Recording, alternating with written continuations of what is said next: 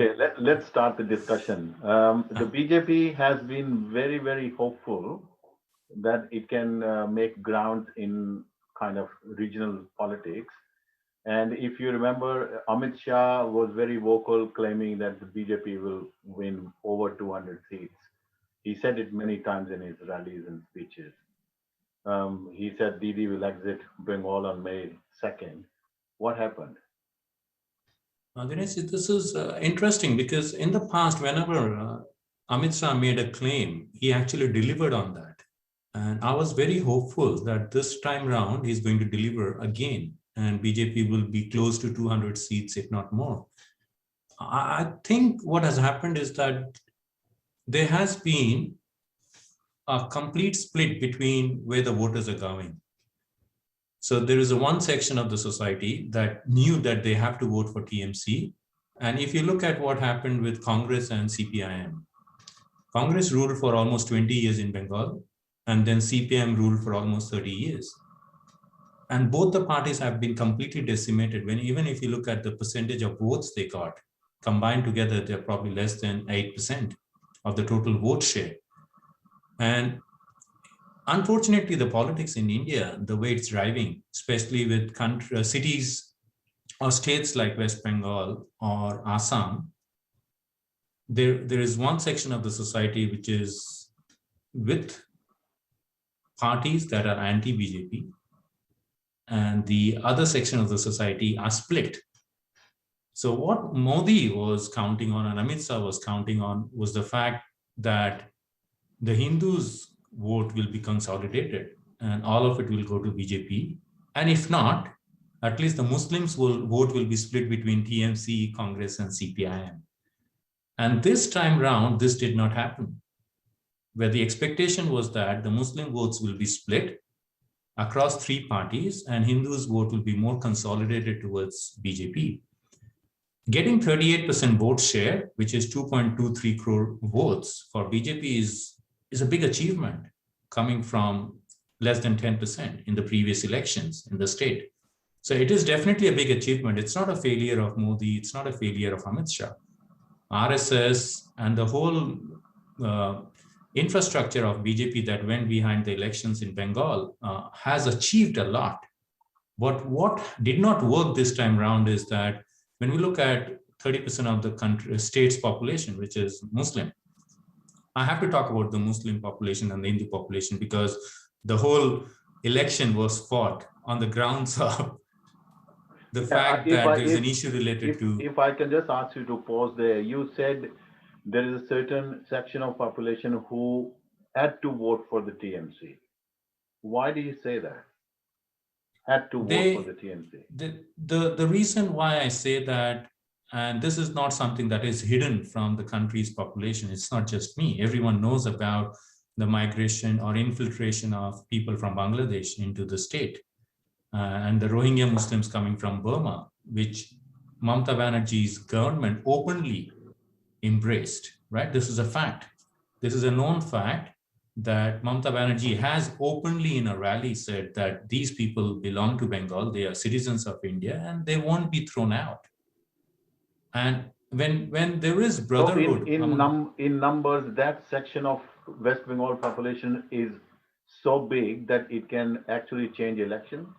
It does. If you do a breakdown, a simple breakdown mathematically, if you think about the Bengal's population, 70% Hindus and 30% Muslims, right? And of the total percentage of people who voted in the election, it's around 80%.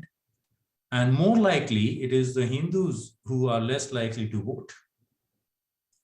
Okay. More likely, they're the ones, and especially because of COVID-19, there was a huge risk. And many of them didn't come out to vote, at least in the last three phases of the elections.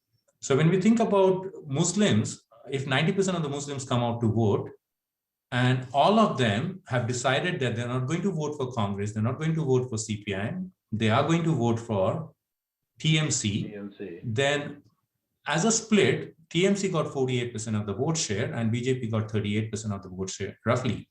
So when we combine the Muslims voting towards Congress, TMC, and BJP's vote share was split from the Hindus, going a part into TMC, a part going to Congress, and a part going to CPIM. Yes, That means but the momentum actually looked absolutely in favor of the BJP. If you look at the rallies, the photographs, it did, the crowds, beyond doubt. lakhs of people was thronging to BJP rallies. And I mean, I think no one, including Prashant Kishore, expected this result. Or was he pretending? I agree that the momentum was there. There was evidence that people were supporting, and that is the evidence which got BJP 38% of the vote share. Now, that momentum did not mean that BJP will get 60% vote share. And as I mentioned, there are three main reasons. The Muslim population clearly understood that if they have to keep BJP out of Bengal, they should not split their vote share. And one other thing that happens is that people become too confident that, okay, BJP is going to win anyway, whether I go and vote or not. Whereas for TMC's vote bank, they had the higher risk. They said, look, we can't take risks. We have to go and vote on the day of voting. Whereas in the case of voters, they were probably supporting BJP. They thought they can sit at home and watch television on the day of elections because they know that BJP is going to win. So it was more of a matter of overconfidence among the vote bank. And overconfidence. Complacency and overconfidence. I have to ask you another question. Do you think the lack of or the absence of local face in West Bengal politics was a factor that played against the BJP? Definitely, Dineshji, definitely. We had, for TMC, everyone knew that Mamata Banerjee is there. Yes. Right? But with BJP, they didn't know who's going to be the chief minister. Was there a likelihood of Mithun Chakravarti being picked up for that top job? And when people don't know who's going to be the top candidate as a probably potential candidate to become the chief minister of BJP if it comes to power, then people get confused. They think maybe it's better to vote for Mamata Banerjee. And that's where the split happened. So the multiple reasons, and you have identified the right reason. Yes. So far you agree that there was a complacency and overconfidence factor. There was a lack of local face that they probably chose not to nominate the face before election. They thought we will try and do after election. Then there was another factor, if I want to pick your brains on that many TMC leaders had actually joined the BJP. And I believe they were given safe seats to win. And I think there was internal politics within the loyalists of the BJP and those who had come from the TMC. And there was a kind of tug of war going on there. And that was also a factor, not being able to nominate who is going to be the chief minister. Do you think that played a part? I agree. Means Suvendu Adhikari, he is now the opposition leader and the assembly.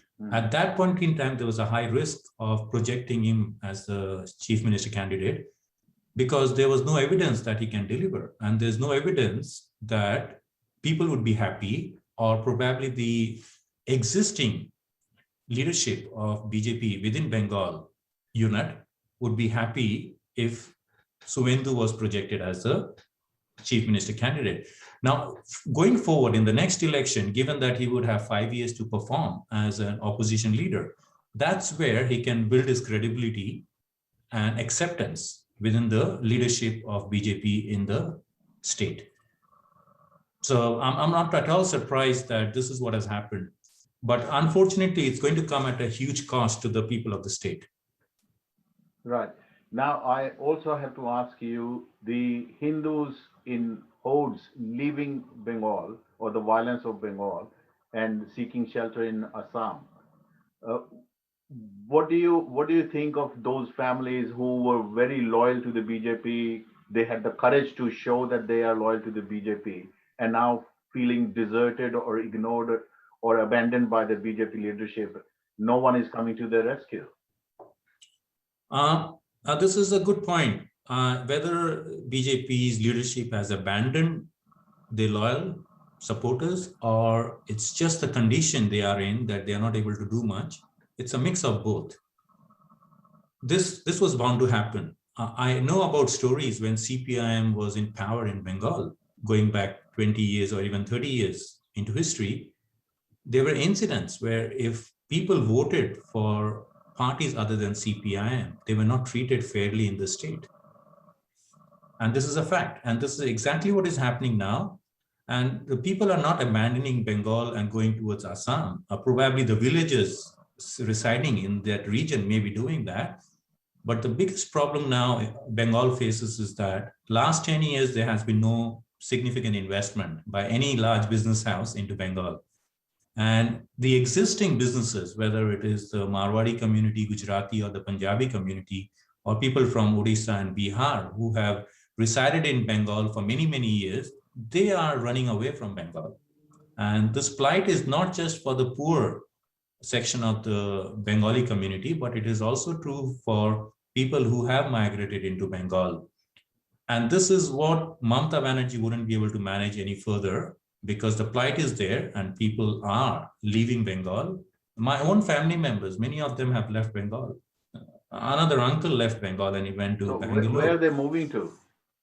They would not move to Assam or any eastern part of the country. They would more likely move to north or south, or even go back to the home state. Rajasthan is doing extremely well. Right. Okay, people are going back to Rajasthan. Okay, finally, I need to ask you, where do you think West Bengal will be in the next 5 years? I don't see anything happening in West Bengal until there is huge investment coming into the state. BJP is not going to ask its supporters to invest in Bengal. This is not the right time.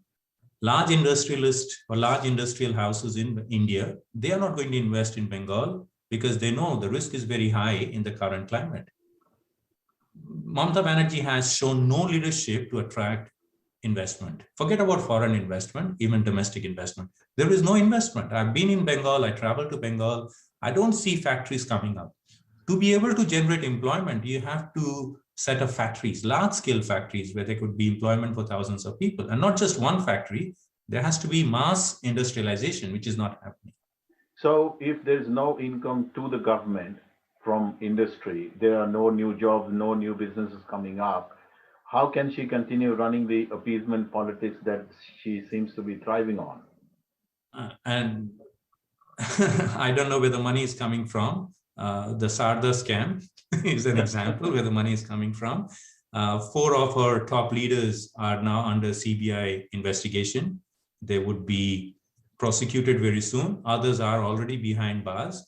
So in answering your question, where is the money coming from? There are sources, illegal sources or fraudulent means of getting money to fulfill the appeasement politics of the state government. In the future, they will run out of money and there will be more prosecution of people who have been involved in the wrongdoing. Who is going to suffer?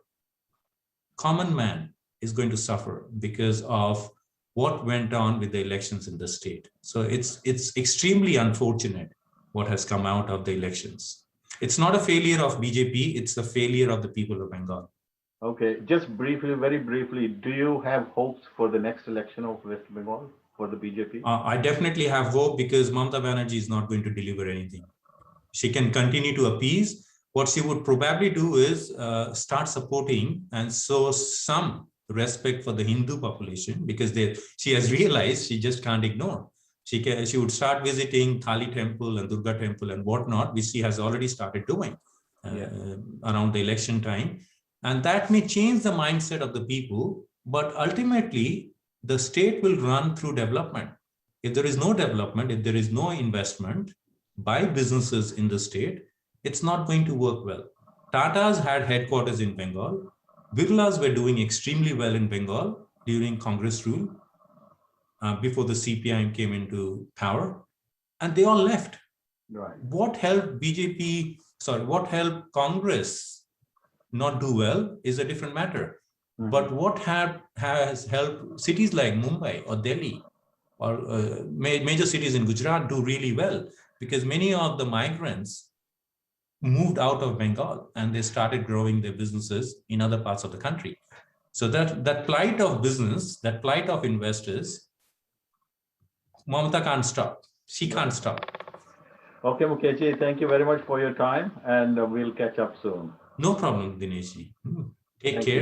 care. I'll Take speak care. to you Bye. again. Yeah.